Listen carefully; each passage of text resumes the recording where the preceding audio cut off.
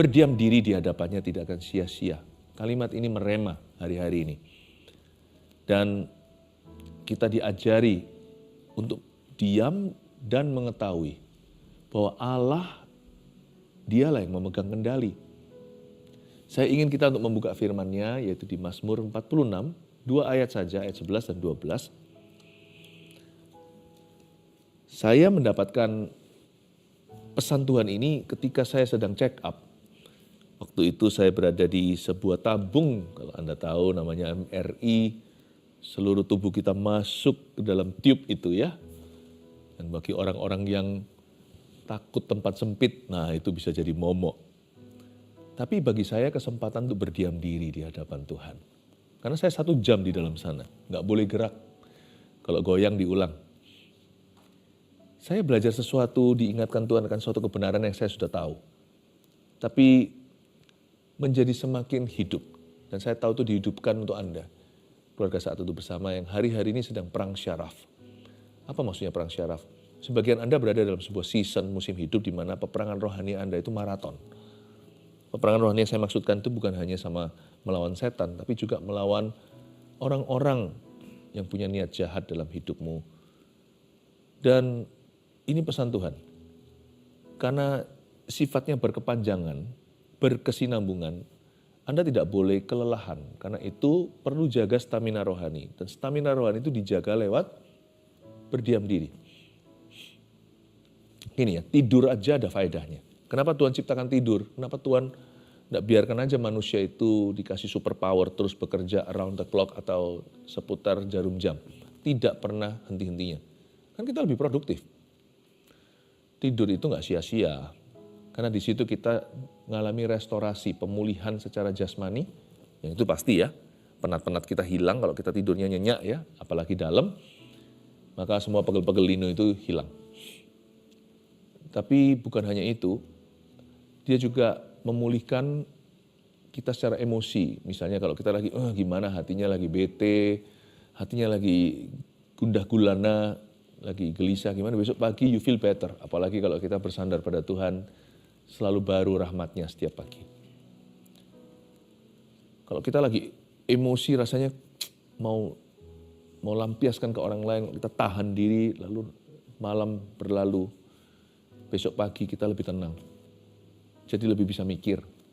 Kalau tidur aja ada faedahnya. Apalagi berdiam diri di hadapan Allah. Tidur itu faedahnya hanya secara jasmani dan secara jiwa. Tidur tidak restorasi secara rohani.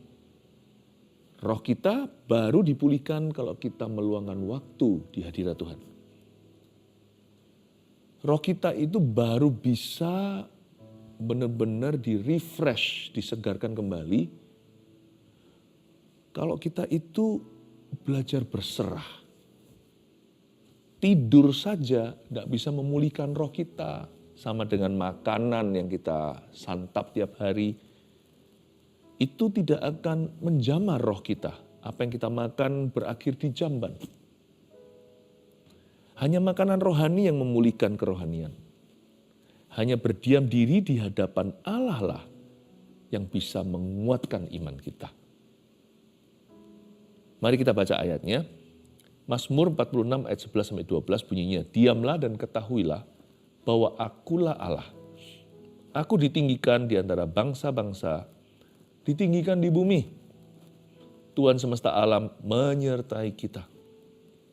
Kota benteng kita ialah Allah Yakub, Selah. Jangan hapuskan kata terakhirnya itu. Alkitab jangan ditawar-menawar. Kata Selah di situ artinya pause atau berhenti sejenak. Itu suatu tanda musik untuk menunjukkan kepada penyanyinya, ayo tarik nafas. Atau kepada pemain piano dan gitar, ambil waktu jeda sebelum masuk not berikutnya. Tapi secara profetik Selah berarti berhenti, sabat, berdiam diri secara sengaja. Berdiam di hadapan Tuhan itu lebih sulit daripada yang kita kira. Karena lebih mudah untuk panik, lebih gampang untuk main hakim sendiri. Lebih mudah untuk kita ambil keputusan gegabah. Berdiam diri itu disiplin yang sangat tinggi. Ini tidak sama dengan bertapa ya, atau mengosongkan pikiran, jangan. Kalau mengosongkan pikiran, jangan-jangan nanti pikiran kita dimasuki apa kita nggak tahu. Kita tidak disuruh mengosongkan pikiran, tapi fokus ke Tuhan Yesus. Tenang, berhenti, berdiam diri di hadapan Tuhan tidak pernah sia-sia. Sebenarnya saya akan tunjukkan kepada Anda hari ini apa saja faedahnya untuk kita berdiam waktu kita berserah penuh. Kita lihat dulu ayat pertama, ayat 11 maksudnya. Diamlah dan ketahuilah bahwa akulah Allah. Bukan mengosongkan pikiran, tapi fokus ke Tuhan. Disuruh diam, iya. Tapi disuruh tahu, nggak boleh bengong, nggak boleh kosong. Diamlah dan ketahuilah bahwa akulah Allah. Saya sebut ini pengetahuan di saat tenang. Atau dalam bahasa Inggrisnya, kalau ini adalah bahasa saya ya, knowledge through silence. Waktu kita diam itu ya, kita bisa tahu sesuatu yang nggak mungkin kita temukan kalau kita rame melulu. Kalau di dalam pikiran kita tuh bising, suara Tuhan tuh bisa missing. Tapi waktu kita jernih itu, kita bisa lihat wajah sendiri di permukaan air. Tapi kalau airnya itu goncang, nggak mungkin bisa. Pada waktu tadi kan saya sharekan, saya dapat ini di mana. Terus 1 jam itu saya jadi punya peluang. Saya punya peluang untuk merenungkan apa-apa yang terjadi hari-hari ini dalam hidup saya. Saya nikmati banget 1 jam. Orang lain ketakutan biasanya disekap gitu. Saya menikmati. Saya cuma pikir Tuhan, ini terjadi begini, terjadi begitu, terjadi begini. Saya mulai renungkan satu-satu. Refleksi lah ya namanya. Atau bercermin. Saya melakukan yang namanya dalam bahasa Inggris soul searching. Atau seperti menyelidiki jiwa sendiri. Ditolong Roh Kudus. Saya tidak berani lakukan itu sendirian. Tapi Roh Kudus dalam diri saya itu menuntun saya dari satu pikiran ke satu pikiran. Lalu saya pikir, iya ya, oh begitu, kenapa ini terjadi? Aku kira-kira tahu maksud Tuhan di baliknya. Nggak tahu persis sih, masih harus menanti-nantikan Roh Kudus. Tapi saya mulai paham. Waktu saya tenang itu saya bisa merenungkan. Dan biasanya apapun kejadian yang saya pikirkan itu saya ada renungan firman yang akan menimpalinya. Tidak boleh kita itu bersandar pada pikiran manusia, tetapi harus selalu renungan firman Allah siang dan malam. Selalu, apa yang menjadi pemikiran saya itu selalu akan ada renungan firman yang tiba-tiba bicara soal itu. Kok bisa ingat ayat ini, ayat itu? Enggak, tentu saya persis ingat ayatnya di mana, tapi saya tahu Alkitab ada berkata tentang hal ini. Tiba-tiba muncul aja gitu, seperti mengimbangi pikiran-pikiran saya seputar kejadian-kejadian dan pengalaman-pengalaman kehidupan. Tiba-tiba ada firman-firman, kasih saya waktu untuk mikir. Lalu habis itu tiba-tiba di depan ini ya, bayangan saya ini di depan mata saya seperti ada jadwal-jadwal saya, perencanaan-perencanaan, planning-planning yang sudah terjadi, yang belum terjadi, saya pikirkan semuanya. Jadi saya bisa ambil waktu, sungguh-sungguh menimbang-nimbang opsi-opsi saya. Menimbang opsi-opsi di depan saya. Langkah-langkah saya ke depan itu, saya jadi seolah-olah dunia itu berhenti berputar pada porosnya dan saya menunggu saya untuk ketemu jalan saya dulu. Saya mulai renungkan kejadian, lalu pikir-pikirkan langkah-langkah saya. Dan segala pilihan-pilihan opsi-opsi yang ada di depan. Mungkinkah kalau saya begini lebih baik ya? Atau kalau saya pilih jalur yang ini mungkin metodenya jauh lebih jadi berkat. Atau pemilihan kalimat. Lebih baik saya nggak pakai kata-kata ini, tapi lebih baik pakai kata-kata itu. Oh iya, kok nggak kepikir ya? Orang itu kan bisa saya delegasi, kan bisa saya percayai.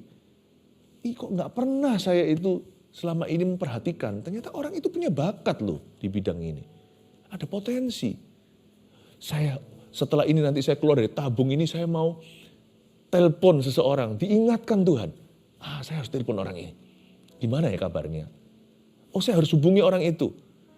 Perasaan hati sepertinya orang ini butuh untuk saya hubungi. Saya rasa dia mengalami sesuatu. Jadi luar biasa. Seolah-olah kita nganggur. Tapi kalau kita kasih waktu posela atau berhenti sejenak. Tapi jangan bengong, jangan melamun. Tapi kita isi hati kita dengan firman. Pikiran kita dengan hal-hal yang berguna. Muncul loh ide-ide bagus. Bahkan hal-hal yang selama ini terbengkelai. Yang luput dari pandanganmu. Tiba-tiba diingatkan sama Roh Kudus. Iya ya, kok bisa saya lupa ya? Kok bisa ya nak terpikirkan ya? Semudah itu ternyata. Ini solusinya. Luar biasa. Berdiam diri itu di hadapan Allah loh ya. Tidak akan sia-sia. Kalau diam diri sendirian, lalu tidak berbuat apa-apa, pikir yang bukan-bukan, pikir yang aneh-aneh lagi, nah itu bahaya tuh. Itu setan lewat jadi. Tapi kalau berdiam diri itu di hadapannya. Hati penuh firman, pikiran dengan hal-hal yang berguna. Saya percaya ya, Roh Allah akan berbicara dan Anda akan tangkap sinyal-sinyalnya. Saya benar-benar waktu itu saya bersekutu dengan Roh Kudus. Ya. Padahal ini kan check up. Tapi saya bersekutu dengan Roh Kudus, saya nikmati waktu itu. Saya berkata, Tuhan, aku mengasihimu. Tuhan Yesus, aku butuh loh Engkau. Please jangan kau lepaskan hamba. Sampai kapanpun selama-lamanya. Jangan sekali-kali meninggalkan atau melepaskan hambamu.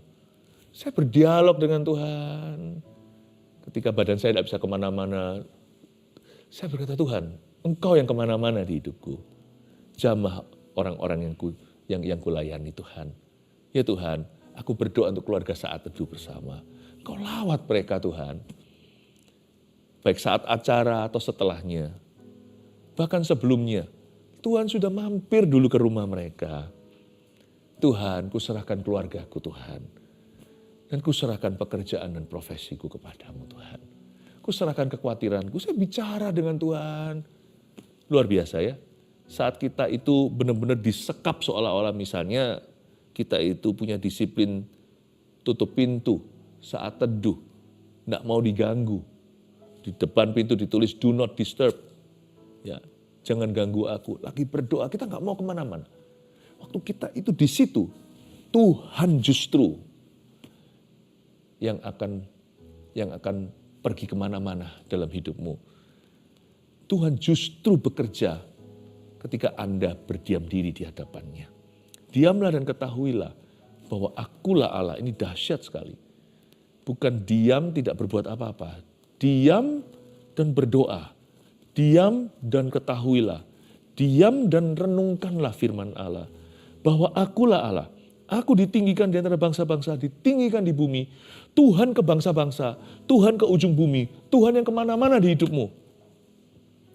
Kalau kita bergantung pada kekuatan sendiri, kita mencoba untuk memperbaiki segala sesuatu di hidup kita. Pakai hikmat kita. Belepotan di mana-mana, nggak sampai ke ujung dunia, malah petaka sampai ke ujung bumi. Tapi kalau kita bersandar pada kuasanya, memang nanti Tuhan akan pakai kita dalam aktivitas kita. Iman tanpa perbuatan dalam hati saya tahu. Waktu nanti kita mulai keluar dari ruang doa kita akan menggandeng Tuhan Yesus dan Roh Kudus akan tuntun langkah kaki kita. Allah akan bekerja sama dengan orang-orang yang mencintainya, orang-orang yang percaya kepadanya, orang-orang yang menanti-nantikan dia. Allah akan bekerja sama dengan orang itu mendatangkan kebaikan untuk hidupnya. Bahkan Tuhan akan bertindak untuk orang itu. Tuhan akan menyertai dan membela orang itu. Memang Tuhan akan melibatkan kita dalam perencanaannya. Kita nggak pasif hanya berdoa melulu Tuhan yang kerjakan dari A sampai Z. Bukan. Tuhan pasti nanti akan memakai kita. Tuhan mengurapi kita. Tetapi Seringkali sebelum kita mulai beraksi, jangan lupa ABC. ABC-nya kehidupan orang percaya itu adalah berdiam diri di kaki, di hadapan Tuhan. Supaya nanti waktu kita mulai masuk D, E, F, G dan seterusnya sampai akhir alfabet yaitu Z.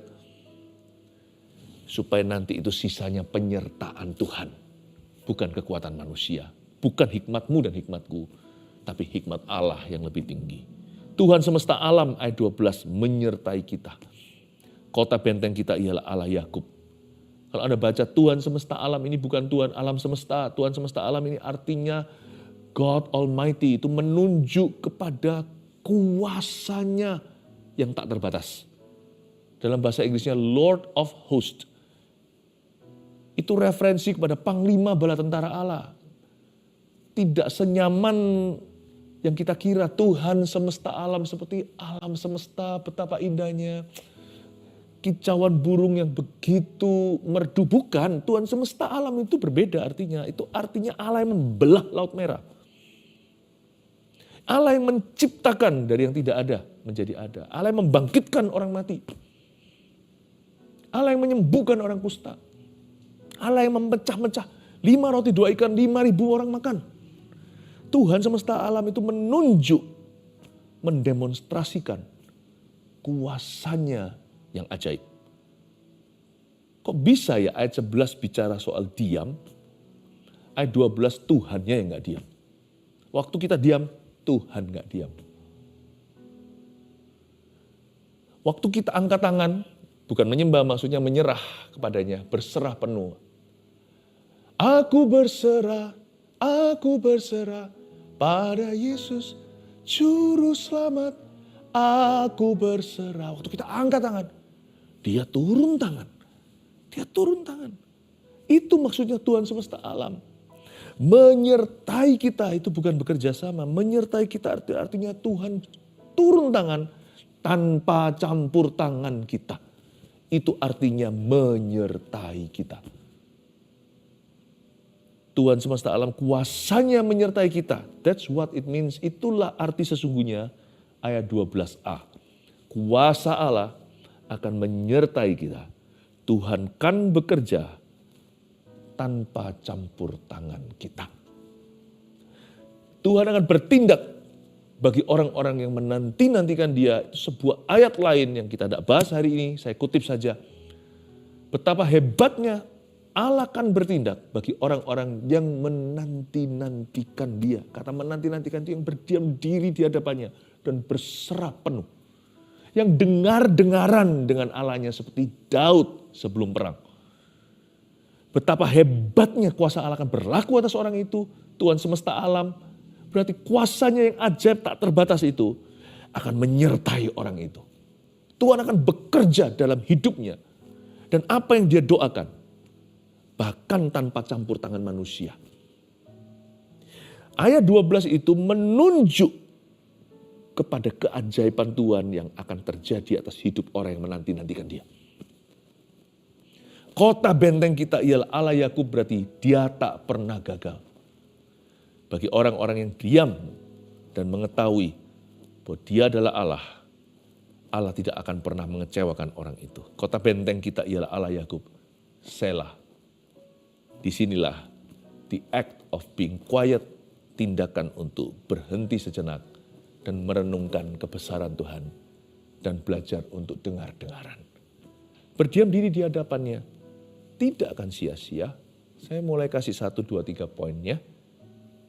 Ya, yang pertama, kalau kita berdiam diri di hadapan Tuhan itu ya, kenapa gak sia-sia? Karena waktu kita berdiam diri, kita memberi diri sendiri waktu untuk merenungkan apa yang terjadi.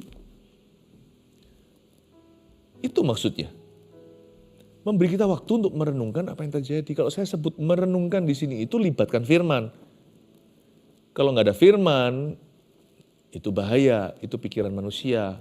Memberi kita waktu untuk merenungkan apa yang terjadi, itulah makna berdiam diri di hadapannya. Terjadi pemikiran-pemikiran Kristus di dalam otak kita. Waktu kita berhenti sejenak, kita benar-benar akan mendengar firman Tuhan lebih jernih, lebih jelas dari sebelumnya. Nomor 2, berdiam diri di hadapannya tidak akan sia-sia. Kenapa? Karena memberi kita ruang untuk menentukan langkah selanjutnya. Kita perlu selah sebelum mengambil keputusan-keputusan dalam hidup kita, apalagi keputusan yang besar. Kalau Anda datang ke sebuah toko atau ke sebuah department store, lalu habis itu ada orang-orang yang menawarkan produk tertentu dan Anda harus membelinya sekarang. Ketika Anda berkata, saya pikir dulu, orang itu memaksa. Lalu habis itu malah justru Anda dibuat takut kalau nggak beli sekarang, misalnya nanti akan kehilangan banyak sekali privilege-nya, banyak bonus-bonusnya. Kalau memang Anda tidak yakin, tidak pasti, mendingan Anda tolak. Karena apapun juga yang berharga perlu dipikirkan secara matang-matang. Segala sesuatu yang penting tidak boleh asal-asalan. Berdiam diri itu adalah cara Allah memberi kita ruang untuk menentukan langkah selanjutnya agar kita menimbang-nimbang.